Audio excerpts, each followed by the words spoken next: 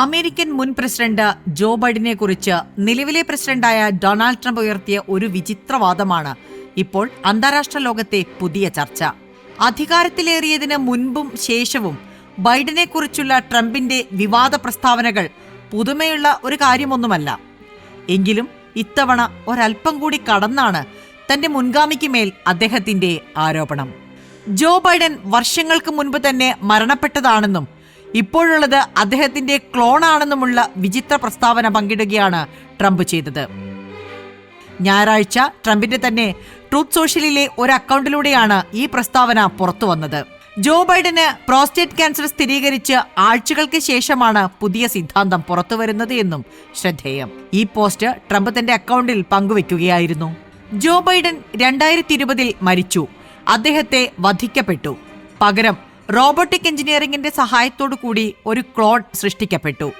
ജോ ബൈഡനെയല്ല, ആത്മാവും ബുദ്ധിയുമില്ലാത്ത ബൈഡൻ ക്ലോണുകളെയാണ് നിങ്ങൾ കാണുന്നത് എന്നാണ് പോസ്റ്റിൽ പറയുന്നത്. ഡെമോക്രാറ്റുകളായ അനുയായികൾക്ക് പോലും ഈ വ്യത്യാസം തിരിച്ചറിയാൻ പറ്റിയില്ലെന്നും പോസ്റ്റിൽ പറയുന്നു. ഏതായാലും പോസ്റ്റ് ട്രംപ് അനുകൂലികൾ വ്യാപകമായി ഷെയർ ചെയ്യുന്നുണ്ട്. പോസ്റ്റിനെതിരെ വിമർശനമായി രംഗത്ത് വരുന്നവരുമുണ്ട്. ബൈഡന്റെ ആരോഗ്യം സംബന്ധിച്ച് ഇത്തരം പ്രചാരണങ്ങൾ നടക്കുന്നത് ഇതാദ്യമായല്ല.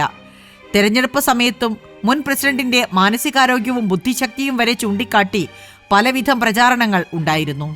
അതേസമയം ഈ പുതിയ സിദ്ധാന്തത്തെയും ട്രംപിന്റെ അവകാശവാദത്തെയും വിശ്വാസത്തിലെടുക്കാൻ ആവശ്യമായ തെളിവുകളൊന്നുമില്ല. സമീപകാലത്തായി ബൈഡൻ നിരവധി തത്സമയ പരിപാടികളിൽ പ്രത്യക്ഷപ്പെട്ടിട്ടുമുണ്ട്. സ്ക്രിപ്റ്റ് ചെയ്യാത്ത പത്രസമ്മേളനങ്ങളിലും ലോക നേതാക്കളുമായുള്ള നേരിട്ടുള്ള ചർച്ചകളിലും അദ്ദേഹത്തിന്റെ സാന്നിധ്യമുണ്ടായിരുന്നു. ഇതിനപ്പുറം ട്രംപിന്റെ ട്രാക്ക് റെക്കോർഡും അത്ര നല്ലതല്ല. ന്യൂയോർക്ക് ടൈംസിന്റെ റിപ്പോർട്ട് അനുസരിച്ച് ഈ വർഷം തന്നെ 30,573 എണ്ണം തെറ്റായ പരാമർശങ്ങളാണ് ട്രംപ് നടത്തിയത്.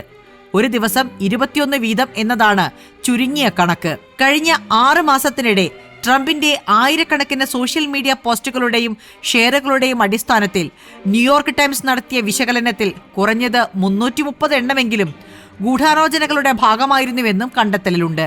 FBI അദ്ദേഹത്തെ കൊല്ലാൻ ശ്രമിച്ചുവെന്നും ജനുവരി 6 ക്യാപിറ്റൽ ആക്രമണത്തിന് പിന്നിൽ സർക്കാർ ഉദ്യോഗസ്ഥരാണെന്നുമുള്ള അവകാശവാദങ്ങളും ഇതിൽപ്പെടുന്നു. മുൻപ് സ്ഥിരമായി വ്യാജ പ്രചാരണങ്ങൾ നടത്തിയതോടെ ട്രംപിനെ അന്ന് ട്വിറ്റർ എന്നറിയപ്പെട്ടിരുന്ന എക്സ് പ്ലാറ്റ്ഫോമിൽ നിന്ന് ബ്ലോക്ക് ചെയ്തിരുന്നു.